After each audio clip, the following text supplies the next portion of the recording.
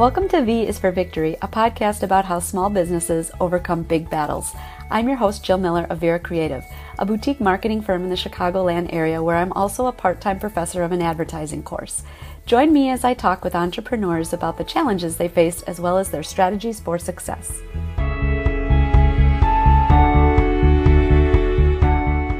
Hey everybody, I just wanted to take a quick second to draw your attention to a link in the episode notes for Earthly.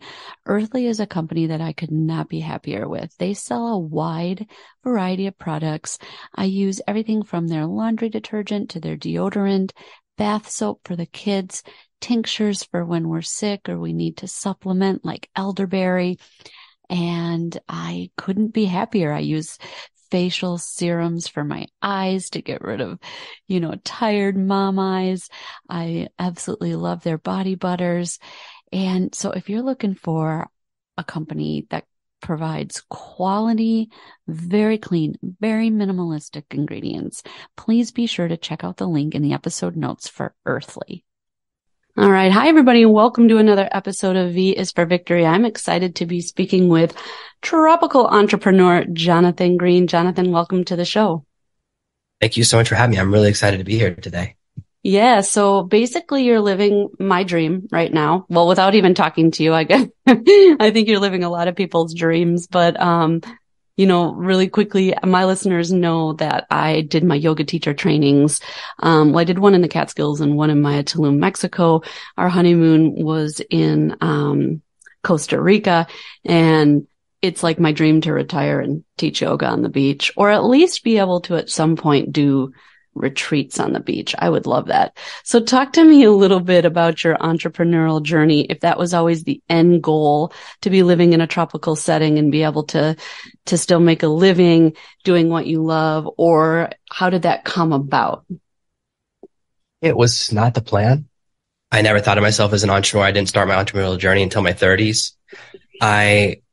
Only looking back at my history do I realize I started a lot of side business, but every time I started a side business, I was hoping that someone else would absorb me into their company. I would get that warm, fuzzy feeling. And even when I started my first entrepreneurial jobs in February, March of 2010, one of my clients was a used car dealership. I was like, I wish they'd give me one of those shirts. Even though I had like 10 clients, there's this desire we have that comes, I think, from education, the way we're taught in the West, and especially in America, to want to be a part of something bigger and get a sense of security from a company, even though it's not real, even though you're really responsible for your own destiny. So my journey really began in February of 2010. I thought I had my dream job. I was in charge of a $1.5 million program and 6 other teachers at one of the top 20 universities in America. And I used that job offer letter to buy a new car and sign a lease on a new apartment over the weekend. Monday morning, I wake up, there's a blizzard. I go, I don't care. I'm dedicated, driving into work in my brand new car. And they let me know it's not going to work out. Just through some things are outside of my control, that basically they were like, we're going to probably let you go, because they found out I'd written some books. And I was like, guys, that was the first question I asked you. And I said, everyone who works here writes books, right? Yeah. But that was all. And they did like a 9-day investigation, which was a paid investigation. I was like, this is cool. I'm getting paid. I'm at home. But driving home from there, I realized that my boss had the ability to take away not only my income, but my ability to pay for my car, to pay for my rent, to pay for my food. If I had kids, to pay for them to school. When you have a single source of income, doesn't matter where it is or how much money you're making, that one source has so much power over you. And I saw this, one of my friends who I met a few months later was working for FedEx, and they did a downsizing where they just fired 1 out of 10. They did decimation. Decimation means you kill 1 out of 10 people randomly, and they just go, we have to fire 10% of people, not based on performance. It's almost random, 10% from every department. And he went from living in a crazy mansion, driving $200,000 cars, to living in a single bedroom apartment with a black mold problem. That's how much, and he was at the top of the game. He was really high ranked, and it just doesn't matter. These things happen, and it's really, really scary what can happen when you have a single source of revenue. So driving home that day, first I thought, if I crash my new car, that would be ironic. I don't want that to happen. That's all I was thinking about. And then I never want someone to have that much power over me again. That's what everything I do. And that's why I call my books, and when I talk about Serve No Masters, because it's when you have one person who has the ability to devastate your life, nobody should be that vulnerable in our society. That is a lot to take away from a very quick experience, right? Like, like I feel like a lot of people would have looked at that situation and kind of done the opposite, maybe felt sorry for themselves, got all wrapped up in their feels, just not have been able to bounce back, I think. So how did you train your brain, or did you even have to train your brain to think like that, to look at the positives and to see it like that? Because I've actually never heard anybody talk about how that single income has so much power over us, but you're right. And I think that leads to a lot of internal struggle, and why a lot of people in 9-to-5s are miserable, but I've never heard it like actually pinpointed in that way. It's brilliant. I guess it's because I just had signed all those contracts. Like I had a car payment. It's like you can go back and go, I got fired. Can you undo? Yeah. Maybe you can, because it was 2 days since I bought the car. Thinking back now, that's possible, because I think there's a window of time where you can change your mind. I don't know, but I didn't think about that. Certainly not on the apartment lease. It's all of that happened at once. And I just kind of had this revelation. And I didn't love the job. It wasn't my dream job. I already hated it. So much internal politics. There's all these other issues happening there. I was already thinking about how long do I have to work here to pay off all my student loans. But I remember my boss was like, oh, most people who work here stay here until they retire. And I was like, that's the worst thing anyone's ever said to me. Like, that sounds like a threat. Yeah. But yeah. It's only, I think you have to have a revelation in order to really change your life. My first revelation, was when I was 17. I had no friends until I was 17. And I met someone who was popular and friendly. And I said, I've never seen this before. And you have to look in the mirror and say, I'm terrible at making friends before you can change it, because it's a big admission and it's really painful. Same thing 10 years later. I was like, I'm terrible at dating. I got to get better at this. So I'm never going to get married. I'm so bad at dating. I have bad relationships. It's me. That's a really hard thing to say. Most people can't do that, because it's like when you have a nose job and you want a new nose, the first thing they do is break it. They can't fix it until they break it. Now, I've never had my nose that done to my nose, because that sounds really painful, but that's what those moments feel like. So to have that revelation, to realize that there's something bad in your life and it's your fault, those are hard things to say. It's really painful. And I understand why a lot of people can't do it. It's really hard to look in the mirror and say, I have a bad career where I don't make a lot of money and it's my fault because I screwed around in high school. Like, okay, I had a friend who got kicked out of one of the military academies for cheating. They caught him twice. The first time he got caught, he got out of it. And so he did it again. Guess whose fault it is, right? Yeah. And that's a hard thing to say, is to say, it's my fault. My life is a result of my choices. And we're all dealt a different set of circumstances. Some people are given more advantages. Some are others. Some people are born ugly. Some are born beautiful. Some are born smart. Some are born dumb. It is what it is. But it's what you do with those things. I know a lot of people that make a lot more money than me that are way less smart than me. Yes. It's this idea that intelligence leads to wealth. Look at every person who gets into Mensa when they're a baby. None of them become massive successes. They burn out at 18. So there's a lot of these beliefs we have that hold us back from so many things. Like, you don't have to be good at 10 things to be really wealthy. You just got to be good at one. You can be good at one thing. I'm really good at piano. Great. That's enough. I have a friend who's really good at guitar, runs a massive online guitar lessons website that does 9 figures. And he just teaches basic guitar lessons, right? And he started it to fund his band. So he doesn't have to be good at anything else. And it's okay. That's like a big revelation that really changed my life since then, in the last 10 years, realizing that you don't have to be good at everything. You can just be really good at one thing and everything else falls into place. Whew. You're speaking to my heart, because I literally had no friends in high school either. And then I took a trip to Chicago and I met a bunch of people and I was like, oh my gosh, these people are being nice to me and they're my friends and they're accepting me for who I am and I'm going to move here. And that changed the trajectory of my life entirely. But as a, 18-year-old insecure high school student, that was very appealing at the time.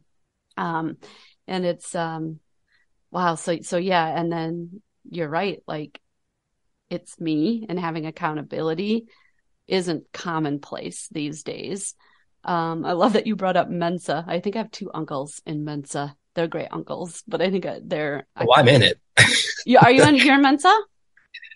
Yeah. I joined Mensa to add to my resume when I was doing jobs. Yeah. I don't know if you stay in forever once you get in, but I sent in the thing because I'd done an IQ test in college, like the way they want it done.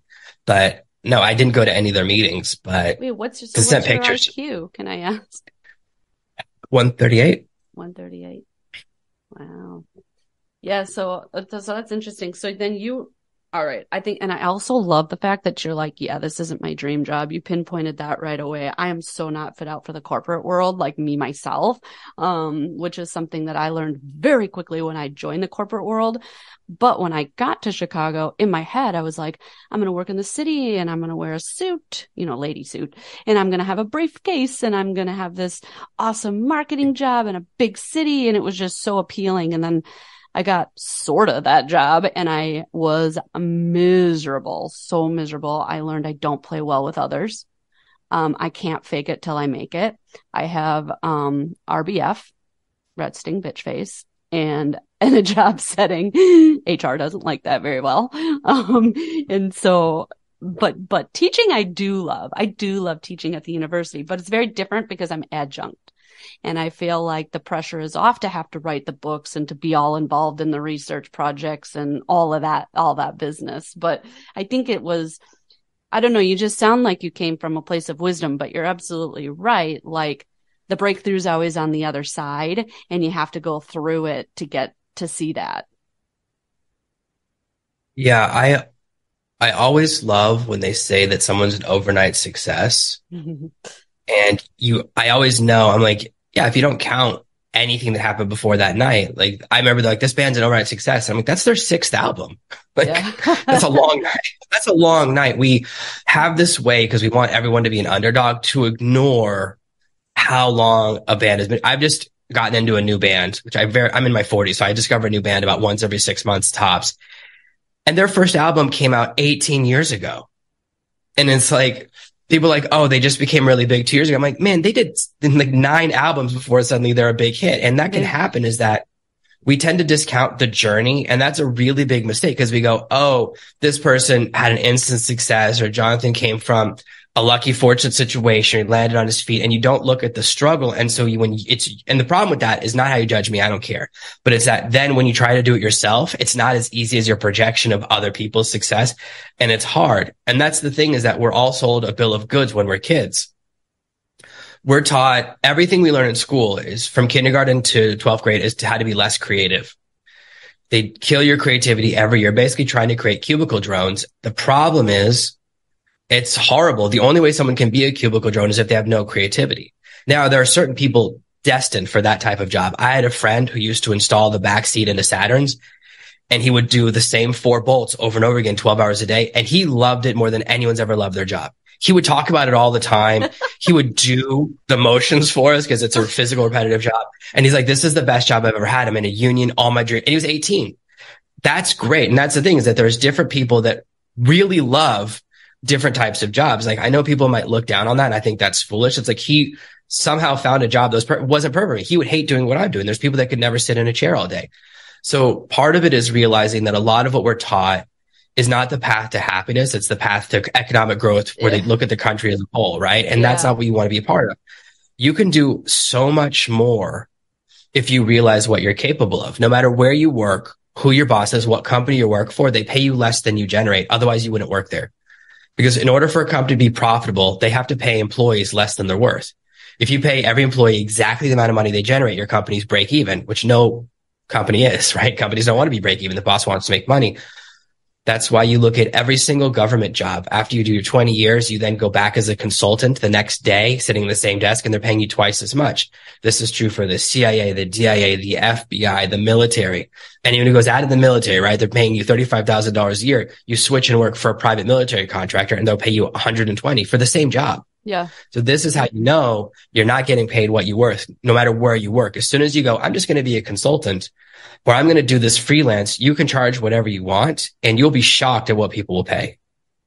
Yeah, it's incredible. And, I think you're really onto something here because it's very easy to say, okay, you're a tropical entrepreneur. And it's like you came from money. Everything went your way the whole time. The road was paved in gold. And that's how you ended up on a beach. And people either look at it as I bet if you they look at the social media journey, right? Which is like when you talk about being sold a bill of goods. Well, geez, everybody's being sold a bill of goods on social media, right? Because everybody's putting their best foot forward, their pretty pictures, their pretty life, not their messes, right? And so I agree. Like there's a kind of like this interesting dynamic because on one side of things, we see success and we assume that it was handed to them, given to them easy. And it's kind of, and then on the other side of it, we're like, oh, that could never happen for me. Right. I don't know how to I guess I'm not really being clear on what I'm saying, but it just seems like people come from like either one of two places. It's like that person, almost like that lack of accountability. That could never happen to me. That person had it so easy. Or almost this like rose-colored glasses where look how easy it must be. I can do it too without having to lift a finger, right? Yeah, we do this thing where we compare their front of house to our back of house. Oh, yeah. Someone's on stage to what's happening in the back room. Like, imagine you're at a bodybuilder competition, right? You look at them and go, oh, I wish I could look like that. They only look like that for today.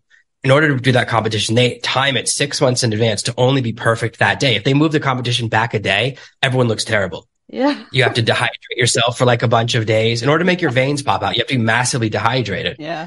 And I only have a limited knowledge. Obviously, I'm not a bodybuilder, but I have a friend who is, and it's the complexity that goes into it. There's so much science, and you only look that good for one day. Your veins don't pop, but all the time. You can't, otherwise you're a perpetual state of dehydration, right? You're always passing out. But we don't know that. When we see someone on stage, we don't know what's happening back of stage. And it's easy to go, oh, I landed on my feet. I didn't. Okay. I lost my apartment. I was living in my mom's basement at 29 years old. And I said to my mom, if I turn 30 and I'm still living in the basement, you're going to find me dead down here on my birthday. I said, I'll kill myself. I'm not doing this. And that was my motivation. I cannot be living in my mom's basement in my 30s. I just cannot be that guy that's literally like, I might as well just become a professional video game player or something. It's so depressing. Obviously, that's a cool profession now, but when I was younger, it wasn't cool. This is before it was Twitch and cool. And this was my fear, right? The like, oh, the guy who lives in his mom's basement is literally like the worst stereotype you can be. And I built a business from the ground up. I said, I'll do whatever it takes. And I have. I've done a lot of things that I've hated doing over the last 10 years in order to put food on my kids' table, to pay for them to go to a good school, to give them a better life than I had, to make their dreams come true. I've done a lot of things. So I lived in my mom's basement for a year. And then I moved into my friend's apartment. I moved to Florida and I lived on my friend's couch in a studio apartment. I slept 18 inches from his feet every night for a year and a half until I could afford rent on an apartment, until I could afford to pay $900 a month to have my own bedroom. So people ignore that part because it's not exciting. It wasn't even a good couch. It was a wicker couch, which is the worst type of couch you can sleep on. It's not like a cushiony couch, a nightmare. People put that in like a house so they're like, no one will ever sleep on this. It's wicker, but that's part of it. We never look at it. And every time we look at someone else and we ignore their journey or the bad things that got them there, right? We go, then when we try and do it, we totally discount and we give up too early. And the secret is you got to get up every day and you got to get in the game and you got to put in the grind. I don't care how much people say on Instagram they don't work hard. It's not true. Mm-hmm. There's so much going on behind the scenes that you don't see. There's a whole system. They have calendars and schedules and strategies, and they test 6 types of posts. The trick to Instagram is everyone deletes their bad posts. If they don't get 1,000 comments, they delete it. And that's everyone. And every picture is photoshopped, and it's not taken with an actual cell phone. It's taken with a $10,000 camera. All of these secrets that make you think it's easy. And then when you try, it's really hard. And people, when you look at me and they say, what's my secret to success? It's I work 7 days a week and I have for 10 years. I remember my dad gave me a piece of advice a few years ago. He goes, don't work more than 6.5 days a week. And I was like, that's when you know you're 2 generations of workaholics. Mm-hmm. When he's like, take off 4 hours every week. I don't work massive hours. I love my job, but I do work every day. And that's part of it. I put in the grind. I answer emails. I send out messages. I messaged you about your podcast. I said, oh, this could be a cool fit. That didn't just happen. You didn't magically pull me out of a hat, right? I had to send you a message, and you had to look at my profile and you had to look at my history and see if I was good enough. And, you pulled me up and you drawed and measured me, and some shows find me wanting and some want to have me on there. But that's part of it, right? Is that process. A lot of people don't want to do that. We'll go to college for 4 years, study stuff that's totally worthless, and then get a job making minimum wage that has nothing to do with our career. but we won't put in 6 months to build an online business or to build our own business because we treat it like a game or we don't want it to be hard. Like I've done things that were so far outside my comfort zone. I was so uncomfortable talking to women at 27. I was like, I've had really bad relationships. I'm never going to fall in love. I read this book that said, if you do something that's so embarrassing, everything else becomes easy. And so I had a pair of angel wings from an ex-girlfriend. I put them under her jacket. I went to a birthday party. I took the jacket off wearing giant white angel wings. I said, if I'm this embarrassed, everything else will be easy. A guy said, bad word. He goes, F this. Never spoke to me again. I lost a friend like that. Never my friend again. What? Okay. But everyone talked to me and it was so easy because nothing I could say is worse than wearing giant angel wings as an adult man.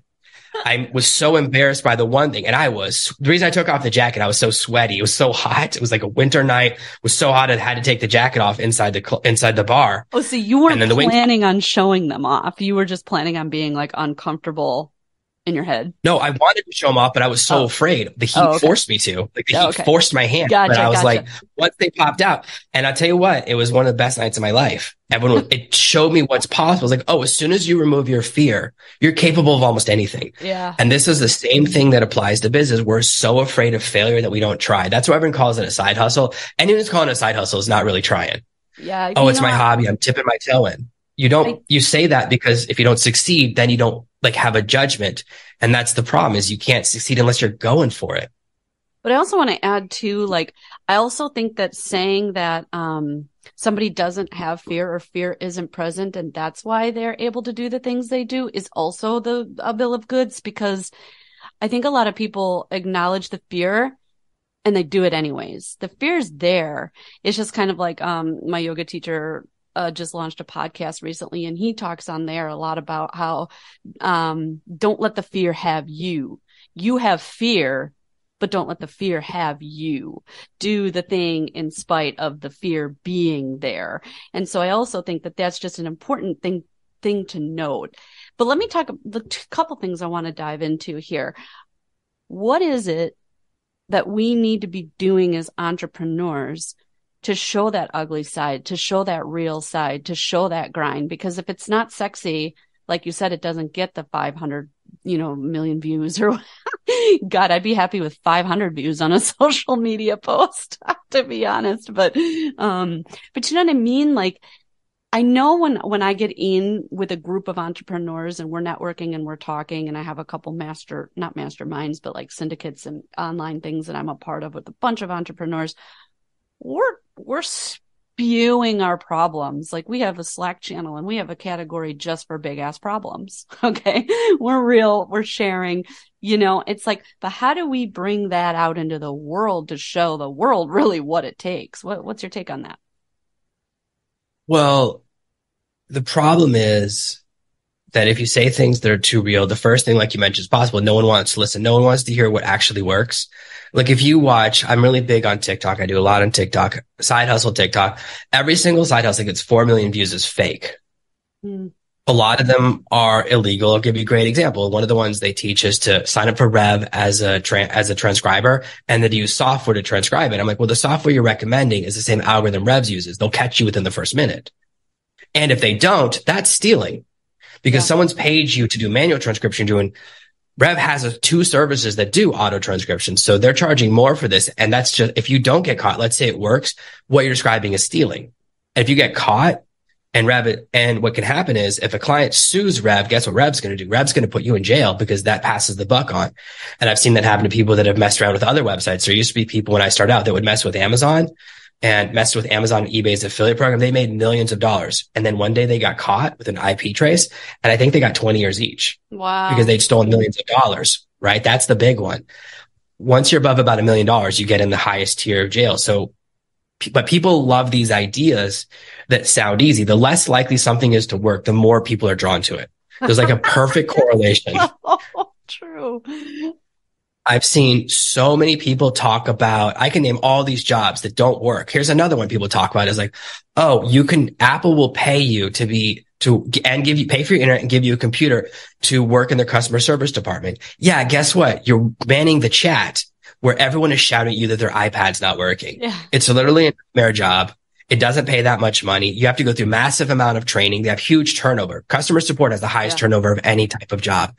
They don't talk about anything. And that's not a side hustle. That's just a job. Yeah. Where you literally get tracked more than you believe, because guess what? Your webcam is all day. Yeah. So they're watching you when you're at home. You don't have any of that privacy. I've seen another one, which is, you can get a job working for Netflix as a tagger, which is where you write the category tags for each of the movies. Guess what? The people who have that job have master's degrees in film theory. Wow. But those are people who studied they have like a postgraduate degree in movie studies, and they hire one person for that job a year. But you'll see that video on TikTok all the time. Or you can you can get paid to read English, just be an audiobook narrator.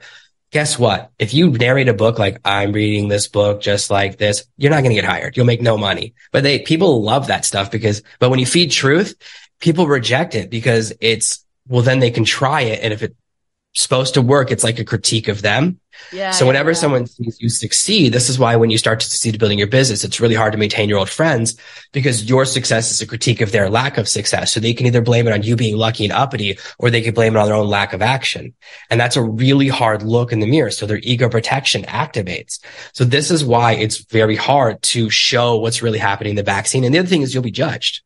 If you talk about real things like your marital problems, or guess what, I didn't have enough money to make rent one month, people look at you and go, well, I'm not going to hire you now. Right. If you tell a potential client that you're low on money, they're like, great, I'm going to pay you a third of what you asked for. They're going to immediately grind you because they know you're in a weak position. So that's part of it. There's the two parts. The first is people won't pay attention. The second part is it can actually hurt your business to tell the truth. Now, there's a line. I know there's people on Instagram that go, there's a plane in LA that never takes off. It doesn't have a front half of the plane. You can go on and take photos of business class for like half an hour. You rent the plane for half an hour time, and you'll see this plane is on everyone's feed. It's not they don't fly an actual private jet. They do these fake photos. That's too far. I know that. I also know that a lot of people will rent the sports car. You can rent any car for one day for under $1,500. Yeah. And people will do that and do photo shoots in like 16 outfits. That's a bridge too far for me, because you're showing things that aren't real. But there is people want to learn from someone who they want to be like. Yeah. People don't want to hear about me, how I spent all day like playing with the baby or potty training the kid. That's not exciting. They want to hear that I live on the beach. And both things are true. Both things are absolutely true. Yeah. But we're just presenting one facet of ourselves, and that's okay. So there is a balance between just talking about the things people are interested. That's okay. There's a lot of things that I could talk about that you're not interested in, which is fine, right? Because there's certain parts of our lives where we intersect, and that's what we're going to talk about. It doesn't mean that I'm keeping a secret. It's just like, we're going to talk about what we're both interested in. And that's exactly the same thing you do with your audience, but there is a balance. And I like to talk a lot about burritos and fajitas. Burritos and fajitas are the same thing. One costs $3 more, right? You pay $3 or $4 more for the fajita, and you have to assemble it. It's the exact same ingredients, but they bring it out loud and noisy. There's no different ingredient between the two things. You have to assemble it, and it's such a nightmare because you never get the ratios right. But you pay extra money for it because it's exciting. Because they come out and say, careful plate. You're paying for them to say, careful plates hot. I might burn myself. That's how exciting this is. So what we have to do when we're offering education is deliver the fajita. We have to deliver the excitement and sneak in the education. It's like putting the medicine inside the peanut butter for your dog, right? You have to mix those two things together. This is why there's a lot of science when it comes to structuring a book or structuring a course. I put a ton of science and strategy into it to trick the person into learning what they need to learn. Like, you sell them what they want and then give them what they need.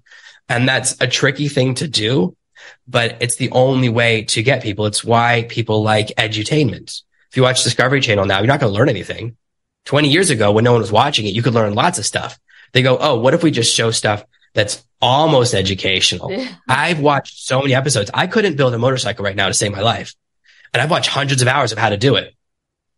I couldn't put two parts together. Maybe you could, because some people could watch that and figure it out. But think about how many hours I've spent watching people pick stuff out of a garage and go, oh, this bicycle's worth a ton of money. I still won't be able to do it. Right. So, but it feels like it. So we like that. And so it's finding that balance between not educational and educational, and mixing entertainment with education. That's why, like on your show, you want people to tell stories and education, because if there's no stories, no one will listen. If there's no education, they won't learn. So you need both. Yeah. And you're doing a great job, by the way. again, so many things. I'm glad that you're shedding the light on the whole TikTok thing, on the airplane thing. I did not know. And like, I knew that you could rent sports cars, but it never occurred to me that people would actually do that, because my mind I am not attracted to people. I would never hire a coach just because he dresses in a really expensive suit and drives a really nice car. I would never join that mastermind. I would never join that networking marketing group. Like, that does not appeal to me. And in fact, the fact that you have those things and you're showing them off is actually less appealing to me. I'd respect you more if you had those things and didn't show them off, and I had no idea about it. But that's kind of like where I come from. But let me back up even more, because there's something that's come up twice now that I want to ask you about. You do have kids. 4. You have 4 kids. Wow. Awesome. How old are they? 2. Trying to think, because we're in the middle of where all the birthdays are happening. I want to get them all right. So it's 2, 4, 6, and 10. Okay. So I have a 20-month-old, a 2-month-old, and a 4-year-old. I went out of order there, but, and you do send them to public school? No. Or private school? So we homeschooled them for a long time, and now they go to private. It's our biggest expense. Yeah. My biggest expense. It costs more than our living expense is their school. Their education. Yeah. Yeah. And that's because you have a very solid grasp on what's happening in schools, it sounds like, in terms of not the creativity stifling, you get good at knowing the answer, but not knowing the process to get to the answer, or like that type of thing. I see a lot of it in the public school system, a lot of do-overs, which drives me bonkers, because listen, people, you don't get do-overs in life. You don't study for the test, you fail, you fail. I'm sorry. You should not get to retake the test. That is not teaching a child anything worthy.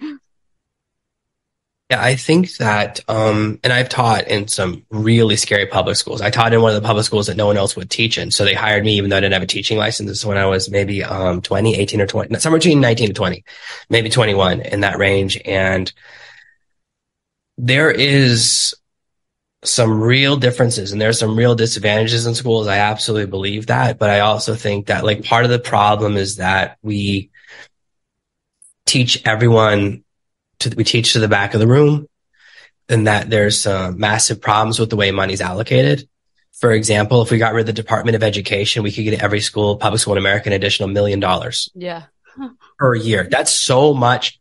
Think about some of the schools I've taught at $1 million they wouldn't even know what to do with it. It's so much money. Right. It's such a difference, but we unfortunately push the money to the top. So I think there's a lot of disadvantages in education. I also think that you can come from anything.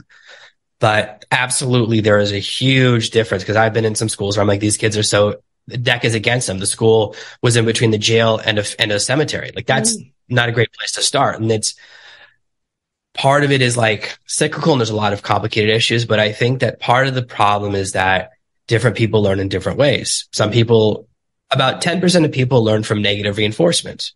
And some people, when they're being coached, you have to call them a worm and then they succeed. There are people, if you ask fitness coaches, if you ask your yoga instructor about this, I bet he'll say, 10% of people want me to call them horrible names while they work out. Some instructors won't do it. I know a lot of fitness instructors are like, I feel uncomfortable, even though it's what the person wants.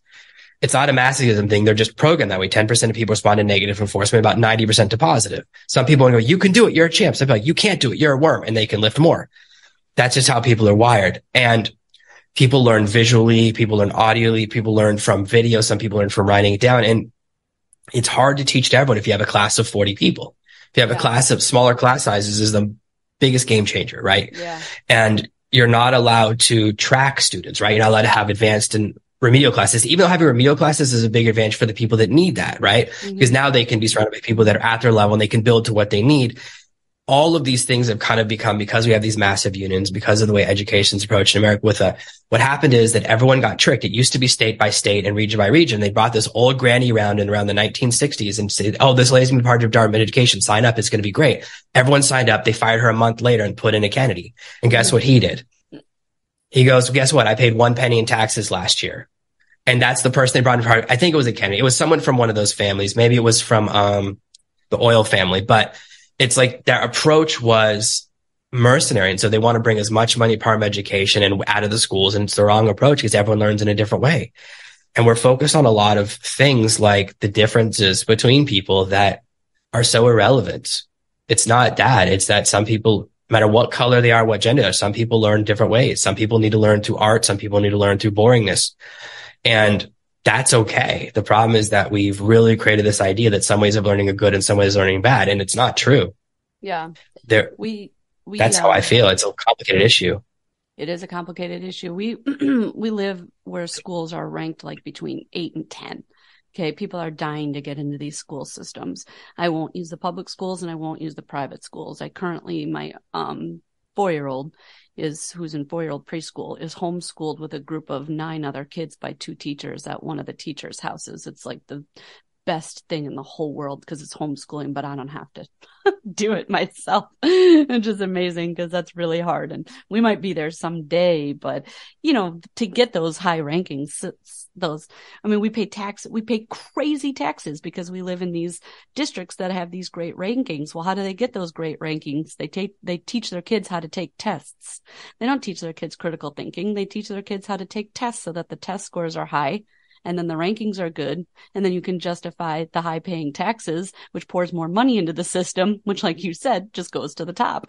So it's, I don't know. Even though I am currently not an adjunct, I don't know if they'll ask me back, but that's a whole thing. But, I loved, like I said, I loved being adjunct. I have nothing against if my kids want to go to college, but I'm hoping that by the time they get to there, they are not indoctrinated and they have their own creativity and their own set of morals and values and rules in which they play by, and they end up 4 years or 6 years later not adopting to the ones that are kind of crammed down your throat.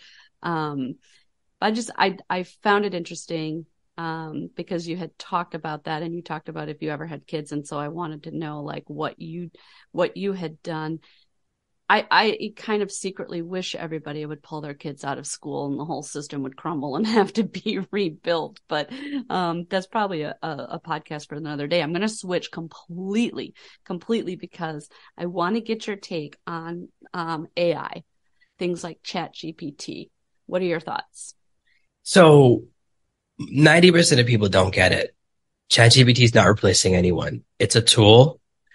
It requires, so some people say, oh, I make art with ChatGPT, so I'm an artist, or they make AI with art with Midjourney. I'm an artist. You're not, you're driving.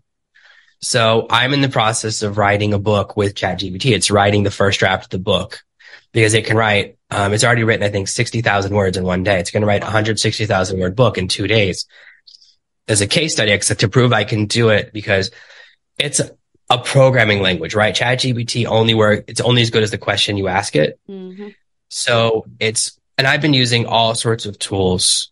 I've been in building online business full time, and I've been doing online business part time in websites, I guess, for more than 20 years now. And building a website before was so hard, and it's only gotten easier. Does that mean anything? Not really. So it's easier to build a website. So it's easier to write an article. So what? The good stuff still rises to the top. There are tons of people who have been for the last 6 months using a ChatGPT variant to write all the articles for their websites. Well, guess what? Google figured it out and it's de-indexed all of them because it has to be run through a human. I use those same tools, but I rewrite every article. I think AI tools are amazing for rough drafts. And they're really amazing as a helper, but you have to understand what it can and can't do. And that's really where the secret is. So I'm very big on it. I think the approach to it is saying, oh, how can I use this tool? I know a lot of people that compete with me who are writers go, oh, it's going to replace us. It's not.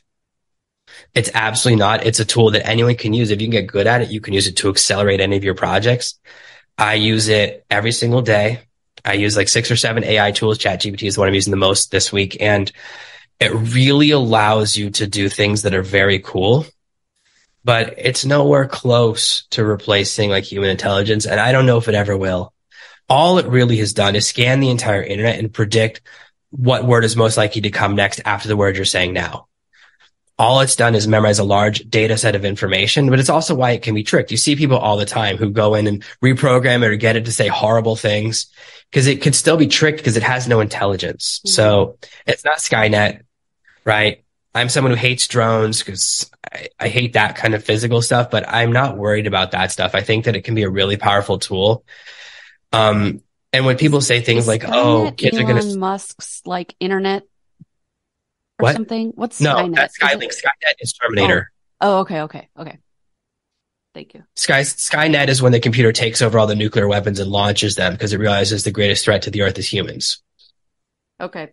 Yeah, but is there a point where like, I mean, I feel like all it's doing is recycling the content on the internet that the internet wants you to know, and there's no original thoughts coming out of it. Like you said, you're using it for rough draft. So you're adding in your creativity, you're adding in your original thoughts, you're adding in your opinions, right? But sometimes opinions, like your lived opinion, your lived experience, right? Your opinions are built off of your lived experience, your truths. And I just feel like, I don't know. I'm not on board with it yet. I'll tell you that. But I think because I think in general, I think there's a censorship issue. And my fear of it is that it's just recycling things that it wants people to know, right? It's taking content that's like not going to get. Go ahead. Yeah, if you use it to teach you stuff, if you treat it like a teacher, then that's stupid. Yeah. I'll give you an example. There's a program that Google got sued for this. They were scanning every single book. So they have a copy of every physical book. And then people go, oh, we don't need those books anymore. Well, guess what they can do with that scan? They can change a word or remove a sentence or modify the language. That I don't like. So as soon as you move stuff from physical to digital, that's a danger. And I completely understand. I'm very aware that like, if you ask political questions, you can tell ChatGPT has a strong political leaning. But also, if you're looking for an AI to give you political advice, you probably shouldn't be voting. Like, it's not smart. And I'm saying, though, the people who are reading the content that somebody put out through ChatGPT can't tell that it was created by ChatGPT. So they think it's truth coming from an expert. So that has been happening for 20 years. Like you can watch, you ever watch one of those TikTok videos that's like a day in the life and they talk about inventors? Like if you look right now, look up inventor of the mailbox, Google will give you the wrong answer and say the mailbox was invented in the 1890s. Mailboxes have existed for way longer than 100 years, right? Right off the gate, you go, that's suspicious. If you look up the first patent in America, it's 1820s for a mailbox. And that's for like, the post office mailbox. So Google already gives you wrong answers. And that's just one example, right? There's people that think things that are completely wrong. And it's because it's going to be, I had a friend who was convinced that, like flight was invented in New Zealand. I was like, that's definitely not true. He's like, a guy invented it before the Wright brothers. He just didn't tell anyone. I was like, then it doesn't count. Yeah. If you didn't tell anyone, it doesn't count. Like that's just one of my rules. But the thing is that in high school, we're taught that history is facts, and it's the wrong way to learn. Because what we're really supposed to learn is to question and to look for questions. That's why anyone, no matter the topic, says, oh, you shouldn't ask questions. That's a bad person. No matter what the topic is, as soon as you're not allowed to do research or ask questions, that's such a red flag. Because the only reason people don't want to ask questions is because they're saying something that's not true. Mm-hmm. No matter the topic, I don't care about politics. I mean, anytime someone says that to me, like I once looked at a car and they told me, they go, oh, this car was given like a 10 out of 10 by JD Power and Associates. I go, well, I'm going to Google that. Guess what? I looked it up. I read the article. It was given it was like a do not buy. I was like, this car is terrible. The person just lied to me. Yep. So if you're getting wherever you get your information, and this is what we're figuring out, right? Should you be getting your information from TikTok? Should you be getting your information from Google? Should you be getting your information from schools? Should you be getting your information from your parents? There's a lot of stuff that we have to interpret. And I'll give you an example of this. Okay. My daughter is a Taekwondo champion. She's won multiple tournaments. She is 9 years old, and now she's moving into combat where they're fighting each other. And she's like, these girls are older than me. They're stronger than me. And I said, I know how to win every fight. Taekwondo teaches you how to fight from 3 feet away. I said, all you have to do is rush them, get real close to where they're smelling your breath, and start punching them in the ribs. Because they don't teach you how to defend from that, because that's not Taekwondo. Now you're talking about karate and jujitsu. I said, you're not going to do any illegal moves. You're still punching the zones, but they don't cover that in the class. I said, I know, because I know 6 martial arts. I've been in a lot of competitions. If you know the rules and what's taught and not taught, you can take advantage, and that's how you can win a competition. When you go, oh, this person's learned only one thing, they've only learned one system, then you can operate based on their knowledge. You go, oh, this is what they know how to respond to. They don't know how to fight getting close because they never practice it. And my daughter never practiced it. It's only when I taught her, I said, get in real close because you don't know what to do, and neither do they. Doesn't matter how tall someone is. Height is a disadvantage when you're real close. And that's simply because systems can always be manipulated. That's why some people just manipulate the education system, right? Because they understand how it works, or government grant systems, or whatever it is. I said it. What? I said, that's why Bill Gates is rich. And then I laughed and I said, haha, I said it. Well, that's most people that are super wealthy figure out how to get the government to give them massive subsidies or to give them massive amounts of money. Now, if a bank will give you 10%, you can buy a company and then the company has to pay for itself. That's why Circuit City is gone. Circuit City and Toys R Us didn't run out of business. They were purchased by hedge funds who then said, oh, you cost $100 million. You have to pay for your own purchase, which is insane. Yeah. The fact that even exists, that's why companies disappear all the time. It's not that they were anything else. It's simply something happened at the top where someone manipulated the money. And again, that's obviously manipulating money for evil, the system for darkness, but understanding that whether it's ChatGPT or TikTok or selling books on Amazon, there's always a system. And you can either just assume that the system is truth, and there are people who do that. I know plenty of people who believe whatever they're told by whatever their favorite source is. Whatever this television show tells me is true, I'm going to believe it. And that's simply something wrong with the way they were raised. You have to be very involved. My children were homeschooled for a long time. I'm very active in what they learn at school. And I'm very direct. I talk about a lot of things that they should know about. They know how much money I make. They know about my projects. They know about everything in and out, because my parents would never told me what things cost when I was a kid. So I had no understanding of it. Yeah. Yeah. Mm-hmm. I regretted that. So they were like, oh, kids shouldn't know about numbers. Well, guess what? I'm 18. I don't know what anything costs. Right. Yep. I have a lack of knowledge. Yeah. Well, I'm still terrible at that, but that's the thing is that, see, being real, but we as parents, we have to decide how involved we're going to be. Now, listen, a lot of people have to work 2 jobs, massive hours. It's really hard to be involved in their kids' lives. And I get that. And that stinks. And that's a different societal problem. But I decided, like, I work from home. I could have an office. I'd be more productive. I tested that. I had an office outside the house. I was so productive and so depressed. Yeah. I said, I don't want to be away from the kids all day. So it's a balance, but you have to decide what you want and if you're willing to fight for it. Most people have a bad situation because of lack of knowledge or lack of effort. And honestly, the knowledge is out there to search for it. You can find places to live for 10% of what you're paying right now, where you could have a better life and have total freedom to make the exact same amount of money you do right now. And that's right. And you don't even have to get on a plane. You can drive from wherever you are in America to Playa del Carmen. You can live in Playa del Carmen like a king or a queen for $1,500 a month with a 4-person family. And you no longer pay income taxes. You bypass a lot of the taxes because you don't live in America anymore. And you can have an amazing life. How many people will get on a car and drive there? Very few. I know. I would do it in a heartbeat, but I'm married to a man who wouldn't. But I hear you. I hear what you're saying. You know what else is that people make these huge assumptions. They have lack of knowledge. Most people think that living in Hawaii is really expensive. My friend was living next door to a very big movie star, and he was renting a room in a mansion. There were 4 people renting rooms. He was paying $2,000 a month. And this house was big, crazy big, in one of the most expensive neighborhoods in Hawaii. People think things are expensive because they're so lazy. Yeah. People watch Lifestyles of the Rich and Famous. Here's a secret. Every single celebrity, when they show you their house, they rent the house for the day because they're not idiots. They never show their real house. It's never their real house. Yeah. Maybe sometimes it's the real cars, but it's all perception. So we go, oh, to have a good life, you have to have so much money. No, you can live amazing if you're willing to move. If you realize, oh, I can do my job online. Mm-hmm. You can do so many things. You look at cost of living. You can live in so many countries.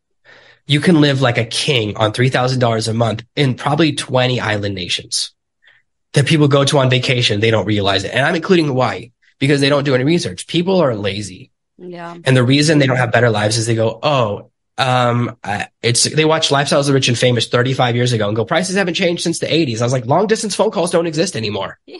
Right? You don't have that tinny noise when you're calling Australia. Now you could do a video call. We're doing a video call around the world, but because people don't research, that's the first part. So yeah, ChatGPT might give them bad information. Guess what? They're not researching anyways because people don't do any effort. And the second part is when they have information, they don't take action. When I was living in Japan in my early 20s, I had so many friends who were like, oh, I love Japanese movies and culture. I want to go to Japan. I was like, great, buy a plane ticket. You can stay with me for free. Long as you want 1 month, 2 months, I don't care. I've got a huge place. Number two, I know everywhere you can live on the cheap. You can live here for 10% of what you're spending in America because you have no rent and you can see everything. See Japanese movies, go to cartoons, whatever you want to see. Go to all the castles. Go to the birthplace of ninjutsu and wear a ninja suit and run around the whole city, which I absolutely did with two of my friends. But guess what? Nobody did it. Did you film that? Did you record that? Did you get any footage? I have photographs of that. This is back before digital cameras. This is a long time ago. But that's the thing is that very few people are doers. And most people, 90% of people who talk about being an entrepreneur are actually looking for proof that it doesn't work to justify their current existence because they don't want change. They want to kind of dabble and pretend. And that's okay. But it's just lying to yourself. It's that they're looking for any reason to say, oh, this doesn't work. Guess what?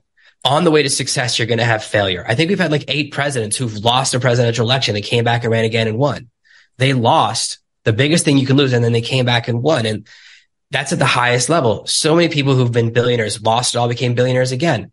There's this choice we make whether we're going to be in the arena or we're going to kind of coast along. And you can have a pretty good life in America. America is one of the cool countries where the poor people are fat. Most countries, poor people are really skinny because they're actually starving. Yeah.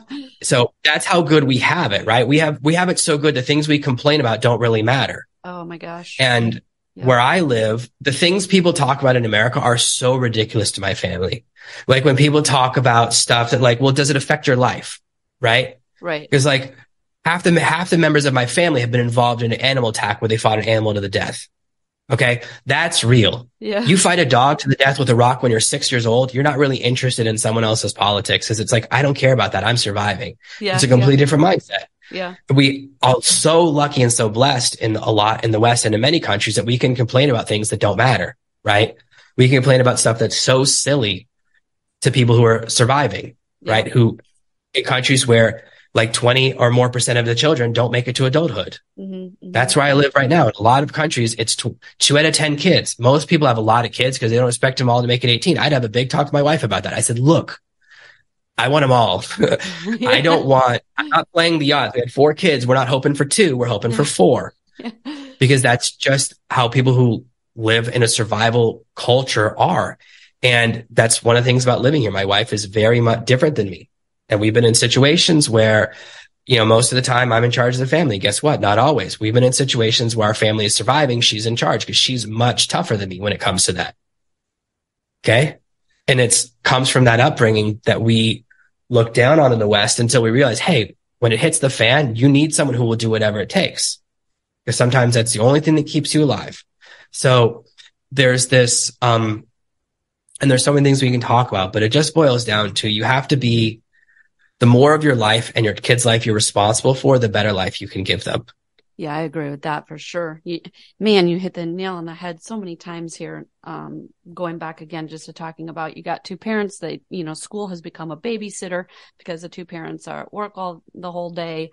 But I think it's feeding the whole problem of don't question anything. This is the right answer. Memorize it. No need to research it. Just trust what I'm telling you. This is carrying out into their adult life and how they consume knowledge in the real world, right? Just trust the source, trust the expert. Don't question it. Don't research it. You're so right on the research piece. So many entrepreneurs launch into their, journey without having done any research. They have no idea who their competition is. They have no idea, how people are using the products or if the product's going to be, if there's even a demand or a need for the product or service or how to tailor your product or service, for in a way that customers need it, that nobody else has done it yet.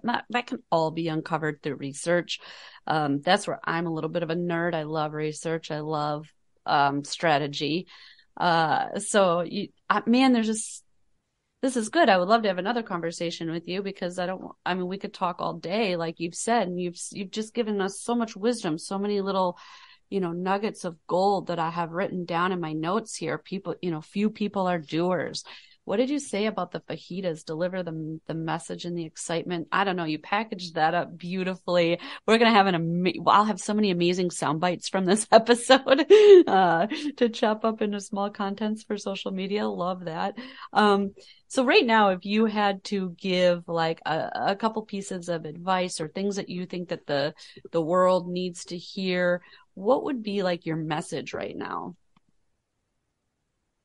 You have to take responsibility for as many areas of your life as you can. And this starts off with your income stream, right? Like you should look at how can you make the most amount of money for the least amount of hours, right? If you need to jump companies, jump companies. There's a lot of strategy that goes in moving between companies. That's one of the fastest ways to get a promotion is jumping back and forth between 3 or 4 companies. Be strategic and think about how can I open up a secondary revenue stream? You may never lose your job, but if you can have a secondary revenue stream that generates 10% of what your job pays you, you have that breathing room. That can just be going into a savings account or helping to pay off debt. If you have debt like most Americans, it's just the way it is. That can really help you cover that gap. And it's not that hard to build. You just have to approach it methodically. And you talked about research, and most success comes from the boring.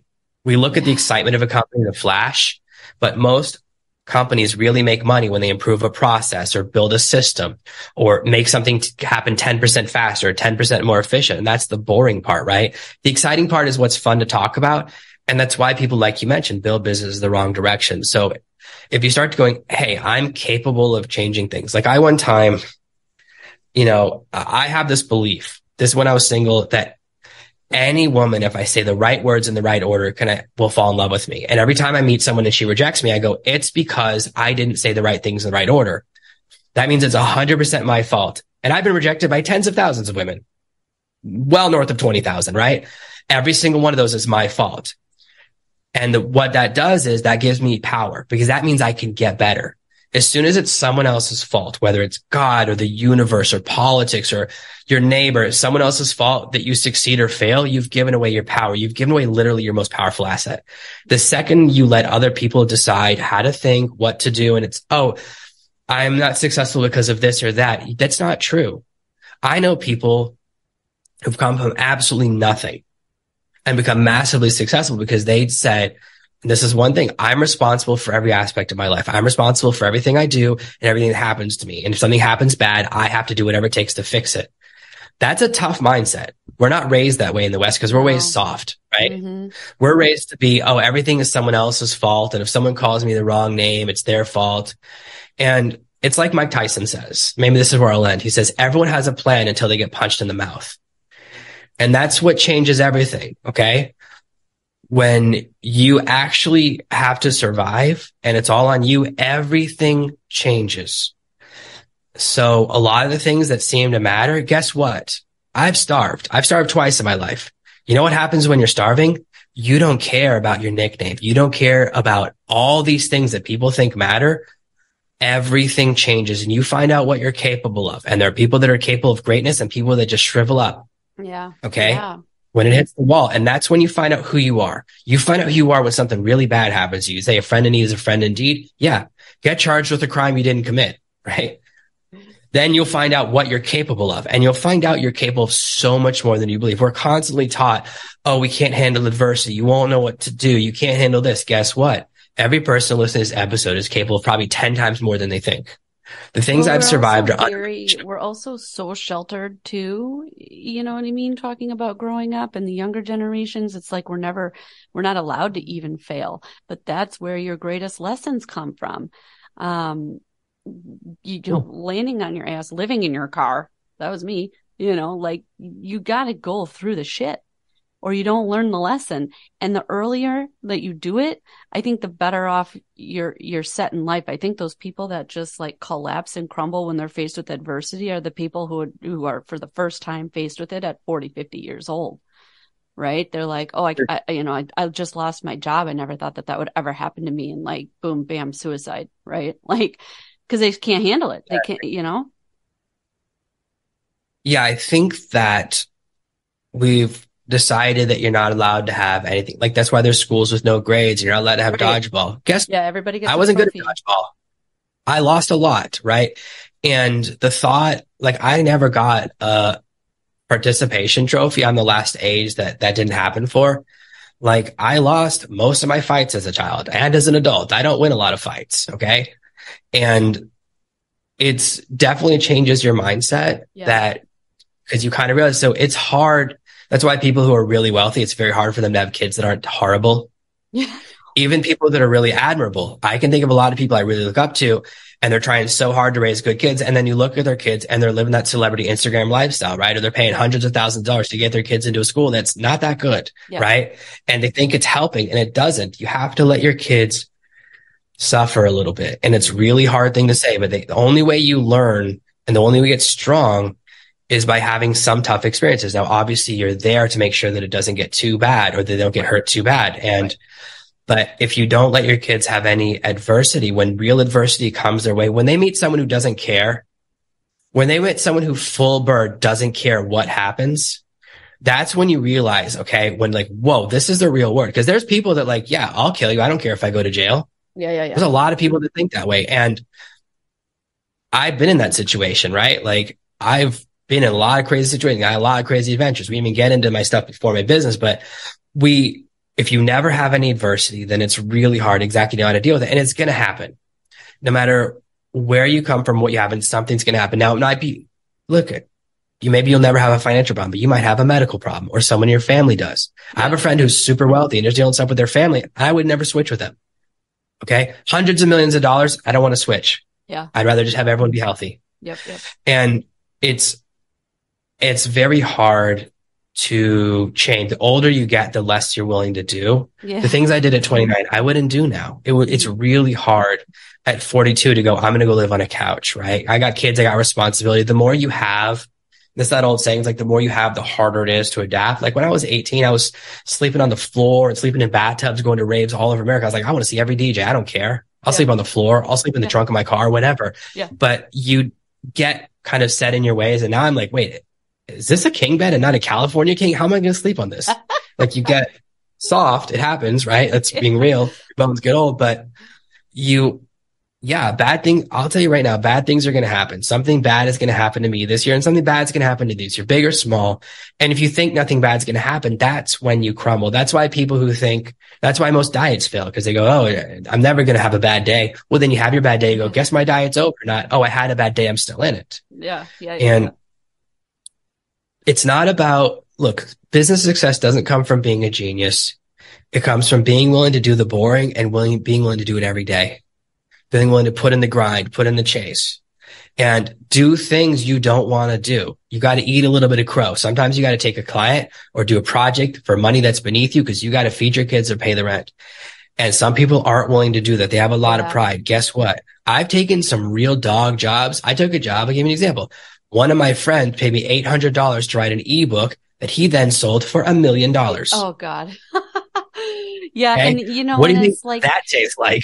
Well, right. And because people tell you, only do what you're passionate about. If you don't love it, it's not for you, and live out your passion and live out your dream. Oh my gosh. That's like the worst advice ever. And, you know, and you can absolutely do that. But like you said, you got to pay your dues. And I know, again, this is something else we're not teaching the younger generations. It's like, no, I expect to make 80 grand right out of college, first job, like all that thing. But yeah, like you do have to pay your dues. And I see this a lot in some of the networking groups and things that I'm in, where people are like, oh man, I don't know if I should work with this client. Like, they're not the best fit. But then that same person is worried about being able to quote unquote feed their kids. So it's like, take the client. Well, there's a balance, right? And being strategic, like, oh, this client's going to take up so much time, I can't get a better client. So there is some strategy there. And I've been in that situation. I've taken the wrong client and I can't get a good client. But yeah, if you think I can't think of something I wouldn't do. I know. I feel the same way. That's so funny. And because I've been in that situation. I've been in a situation where our family is surviving. And I've been in a situation where I got to pay the rent and I'm 21 days on the rent, and I'll do whatever it takes. Now, I'm fortunate now that I've gotten very good at what I do, that I can bring in pretty decent projects and stuff. But like, sometimes when someone hires me for a job, they're like, do you like me? And I was like, I don't think that makes it, I don't think it matters to me because I want the job, right? Like I'll do the project. Now I don't work with people I hate, but like I don't have to be best friends with someone to work with them on a project for 6 weeks or 2 months. Right. But that's just the place I'm at, is that, well, no, I'm trying to, because you know what I really like? Just between you and me, don't tell everyone who's listening, but I really like money. Because my best friend in college, best thing he ever said to me, he goes, you know what? Money can't buy happiness, but it can buy a front yard. It can buy for air conditioning, pay for your kids to go to a good school. It can pay for people to leave you alone. Yeah. Yeah. Right. And that's the thing. It's the most powerful tool. Money solves all problems. Sorry to say that. Now you guys know. Falsely accused, you can afford a lawyer that costs $1 million. You can get out of jail, right? Don't have that $1 million. You're going to spend 25 to life. That's unfortunate. It stinks, but money can solve so many problems. Hey, you're sick. Money can solve it. There are people who got diseases when I was a kid that were supposed to be fatal, and now they're cured because they had enough money to endure until the cure got found. That's amazing. Yeah. So as much as we say like, and money's the root of all evil and money's bad and rich people are bad. Yeah, probably every billionaire has done something horrific to get there. That's probably true. But guess what? You got to do whatever it takes for yourself and for your family. If you want to have that better life, you kind of got to be willing to go outside your comfort zone. Yeah. And I have one of my other friends he started later and he was in his 40s. He would come home from work a hard physical job, taking care of the kids all night. After they would go to bed every night from midnight to 2 a.m., he'd work on his business. So he had 14 hours a week to put into the business, and he would get up at 5 for work and taking the kids to school and everything. So he would trade it in his sleep to build a business. And eventually he was able to give up his day job and his night job became his full-time job. Most people won't do that. Most people hear me saying that and go, that sounds too hard. Right. And that's the difference. People all the time are like, I work nights. It's 1 a.m. right now. Guess what? How many days a week do I work nights? About 7. Mm-hmm. Why? Because that's the quiet time. Otherwise, my kids are in here every 15 minutes. I love spending time with them. I'd rather spend all day with them and spend time with them. But it's that difference being like, I'll put in the time.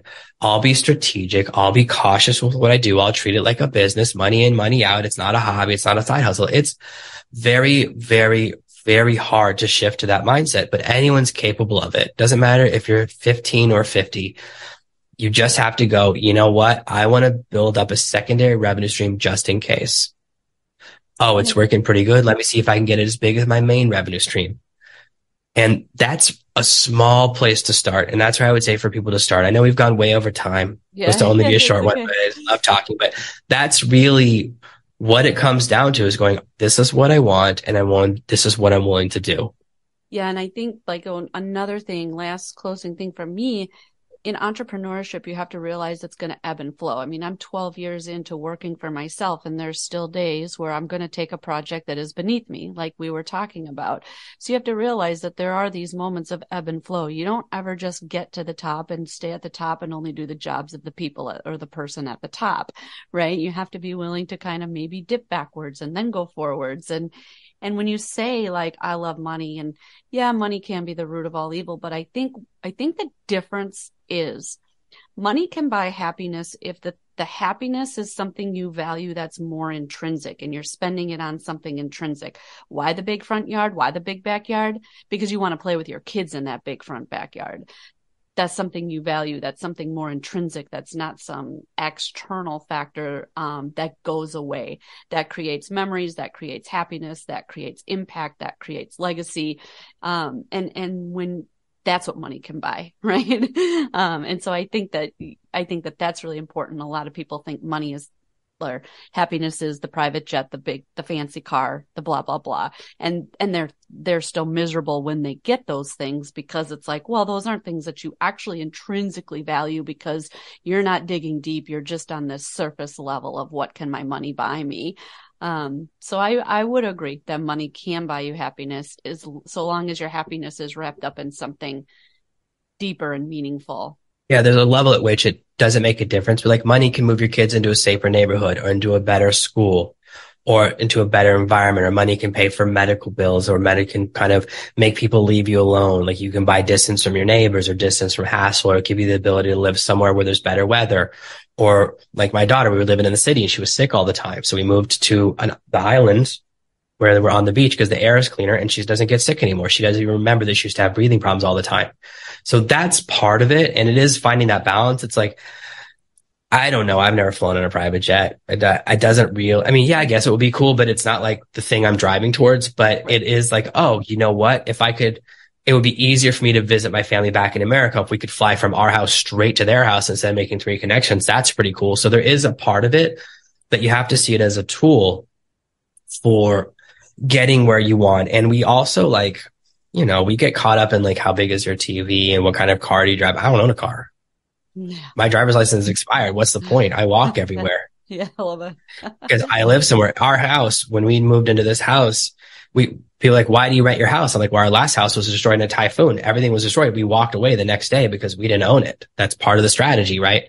And everything is strategic. This house I moved in, there's like a flat screen in every room. I was like, guys, why is there so many TVs in the house? You got to get rid of some of them. There's too many TVs. I don't even watch TV. That's like the thing is, you think it will make you happy, this and that. Like, and how good do you feel when you buy a car? The day you feel great. 2 weeks later, the feeling's gone. It doesn't last. And so you have to buy something new. That's why retail therapy is a very expensive hobby. Yeah. So yeah, it is. Obviously it's not pure greed, but it's thinking about, wow, I can take my kids on a vacation. My kids have never seen snow. So guess what? We want to do a snow vacation next year because they've never been below 65 degrees. They don't know what cold is. They have no concept. They're like, we can wear swimsuits in the snow. It's just water, right?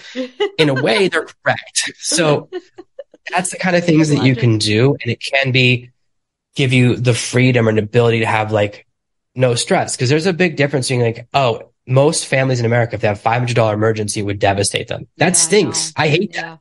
That's what I care about. Like for me, changing someone's life. If I can help someone make an extra $100 a month for 90% of people in America, that will change their lives. Yeah. So that's where I'm start off my fighting. It's a battle of inches. And I think everyone can get to that because everyone has a skill or a tool or an asset that they can leverage. And that's a lot of what I talk about in my books. That's a lot of what I believe in is starting there because it's transformative. If you can give yourself a 10% raise, most people spend 10% more than they make. If you can build a side income that generates 10%, that means you're no longer increasing your debt. You're now at break even and you can start then working towards eliminating the debt and having freedom. Okay, Jonathan, we got to wrap it up, even though I think we could do this all day. Where can people find you, get your books? Yeah, you can get a free copy of my book at givetogetfree.com. That's what I always recommend. Or you can go to Amazon and buy it for $20, but I give away for free directly. And if you Google Serve No Master, every answer is me. It's my website. It's my blog. It's one of my other books. It's what I believe in. And it's kind of the core of my message is that you don't have to have someone else responsible for you, whether it's schooling or politics or education or how you raise your kids. You can take control of each area of your life. Fitness, health, personal development, it's all kind of connected for me. It's that I'm constantly trying to improve as a person and being responsible for more areas of my life. Boom, right there. Thank you so much for your time, Jonathan. I really enjoyed our conversation. Thanks for having me.